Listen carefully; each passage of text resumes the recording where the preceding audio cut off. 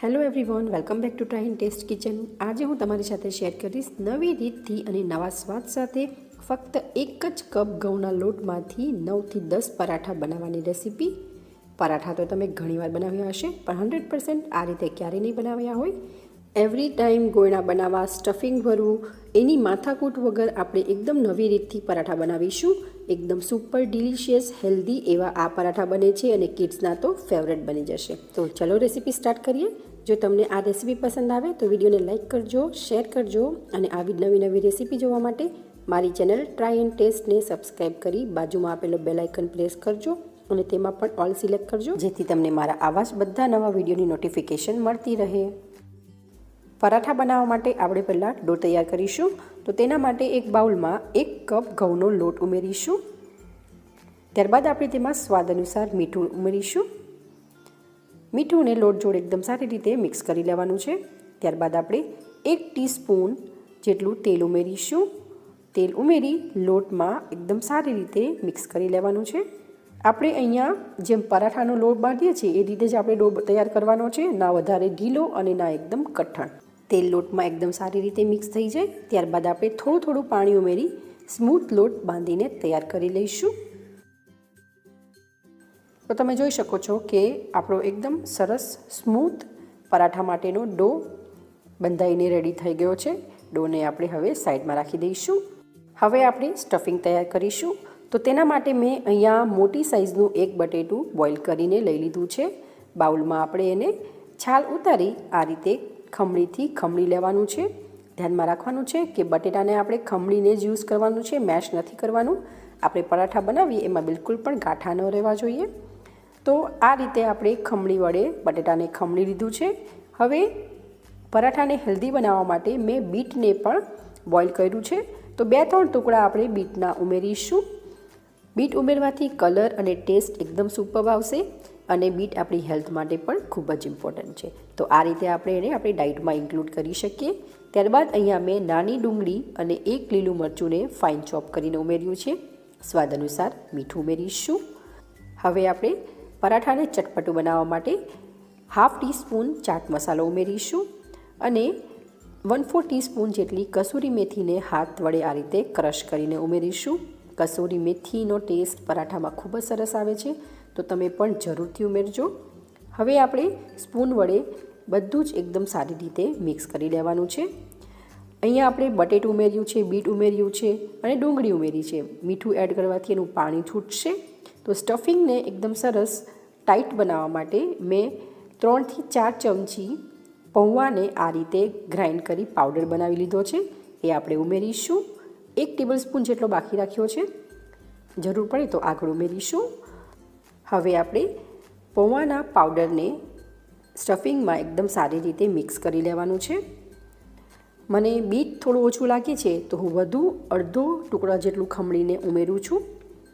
અને બીટ ઉમેર્યું છે એટલે ફરીથી જે આપણે 1 ટેબલસ્પૂન જેટલો પાવડર બચાવીને રાખ્યો છે પૌવાનો, એને પણ આપણે ઉમેરી અને બરાબર મિક્સ કરી લઈશું. તો પૌવાનો પાવડર ઉમેરવાથી જે મોઇશ્ચરનો ભાગ છે એ બધો લોક થઈ જશે અને સ્ટફિંગ સરસ ડ્રાય બનીને તૈયાર થશે. એકદમ હેલ્ધી, ડિલિશિયસ, ટેસ્ટી, ચટપટું સ્ટફિંગ બનીને તૈયાર છે. સાઈડમાં રાખીશું. હવે આપણે જે ડો તૈયાર કર્યો હતો એને હાથ વડે આ રીતે મસળી લેવાનો છે એકવાર અને એકદમ સરસ સ્મૂથ બનાવી લઈશું. હવે આપણે 1 કપ લોટમાંથી બાંધેલા ડોનું એક સરસ મોટું ગોળનું બનાવીને તૈયાર કરી લઈશું અને મીડિયમ થિકનેસવાળી રોટલી બનાવીને તૈયાર કરી દઈશું. તમે જોઈ શકો છો કે રોટલી વણતી વખતે મારે બિલકુલ પણ એક્સ્ટ્રા લોટનો યુઝ નથી કરવો પડતો. તો આ રીતેનો આપણે ડો બનાવીને તૈયાર કરવાનો છે. તો અહીંયા મેં મોટી સરસ રોટલી બનાવીને તૈયાર કરી દીધી છે. તમે થિકનેસ જોઈ શકો છો. થોડી આપણે પરાઠા જેવી જાડી રાખવાની છે. ત્યારબાદ આપણે તૈયાર કરેલું સ્ટફિંગને ચમચી વડે લઈ આ રીતે સ્પ્રેડ કરવાનું છે અને મીડિયમ થિકનેસની એક લેયર આપણે બનાવીશું. તો આપણે બધું સ્ટફિંગ રોટલી ઉપર આ રીતે લગાવી દીધું છે ને તમે થિકનેસ જોઈ શકો છો રોટલી અને સ્ટફિંગની. બહુ વધારે પડતું સ્ટફિંગને જાડું નથી પાથરવાનું. ત્યારબાદ આપણે એક સાઈડથી આ રીતે દબાવી અને રોલ વાળતા જઈશું. ધ્યાનમાં રાખવાનું કે પ્રેસ કરતા જશું જેથી આપણો રોલ એકદમ સરસ ટાઈટ બનીને તૈયાર થશે. તો હવે આપણે રોલ અહીંયા વાળી દીધો છે. ત્યારબાદ આપણે રોલને આ રીતે રોલ કરીશું પાટલા ઉપર, જેથી એની જે એજીસ છે એકદમ સારી રીતે સીલ થઈ જાય. ત્યારબાદ આપણે સાઈડનો જે ભાગ છે એને કટ કરી લઈશું ચાકુ વડે, અને આ રોલમાંથી આપણે મોટા મોટા પીસીસમાં કટ કરી લઈશું. તમે ક્યારે આ રીતે પરાઠા બનાવ્યા છે ખરા? જો બનાવ્યા હોય તો મને કમેન્ટ કરી જરૂરથી જણાવજો, અને તમને આ રેસીપી કેવી લાગે છે એ પણ મને કમેન્ટમાં જરૂરથી જણાવજો. તો તમે જોઈ શકો છો કે અહીંયા મેં રોલમાંથી આ ટાઈપના મીડિયમ સાઇઝના પીસીસ બનાવીને કટ કરી લીધા છે.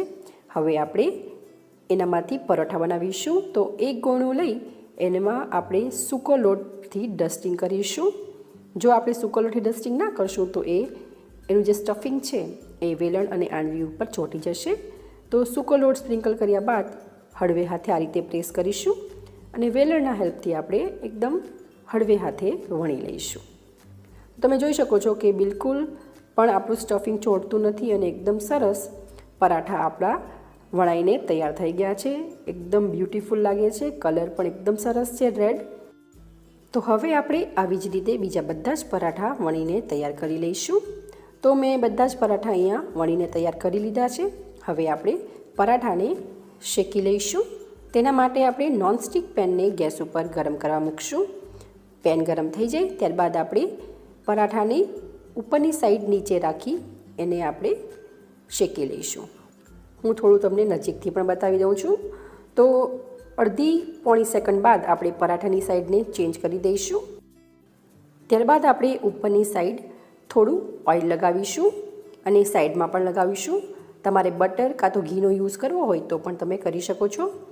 ઓઇલને ઉપર સારી રીતે સ્પ્રેડ કર્યા બાદ ફરીથી આપણે પરાઠાની સાઈડને ચેન્જ કરી દઈશું, અને એકદમ સારી રીતે ફ્લિપ કરતાં સાઈડ ચેન્જ કરતાં ગોલ્ડન ક્રિસ્પી થાય ત્યાં સુધી આપણે પરાઠાને શેકી લેવાના છે. તમે જોઈ શકો છો કે સ્ટફિંગ બિલકુલ પણ તવા ઉપર ચોંટતું નથી. તમારી પાસે આયર્નનો તવો હોય તો પણ તમે લઈ શકો છો. એમાં પણ તમારા આ સ્ટફિંગ જે છે બિલકુલ પણ સ્ટીક નહીં થશે, અને આ જ રીતે એકદમ સરસ લેયરવાળા પરાઠા બનીને તૈયાર થશે. તો તમે જોઈ શકો છો કે એકદમ સરસ આપણું પરાઠું શેકાઈને તૈયાર છે, જેને જોતાં જ ખાવાનું મન થઈ જાય એવું બન્યું છે. તો એવી જ રીતે આપણે બીજા બધા જ પરાઠા શેકીને તૈયાર કરી લઈશું. તો છે ને એકદમ નવી અને સહેલી રીત પરાઠા બનાવવાની. ઓછા સમયમાં ઝટપટ ફક્ત 1 કપમાંથી 9 થી 10 પરાઠા બનીને તૈયાર થઈ જાય છે, અને સ્વાદમાં super delicious plus healthy paratha છે. તો તમે પણ એકવાર આ રીતે ઘરે જરૂરથી બનાવજો, અને કેવા બને છે એ તમારા ફીડબેક મને કમેન્ટ કરી જરૂરથી જણાવજો. જો તમને આ રેસીપી પસંદ આવી હોય તો વિડીયોને લાઇક કરજો, શેર કરજો, અને મારી ચેનલને સબસ્ક્રાઈબ કરી નીચે આપેલો બેલ આઇકન પ્રેસ કરજો. તેમાં ઓલ સિલેક્ટ કરજો, જેથી તમને મારા બધા વિડીયોની નોટિફિકેશન મળતી રહે. તો ચલો ફરી મળીશું એક આવી નવી રેસીપી સાથે. Thank you for watching.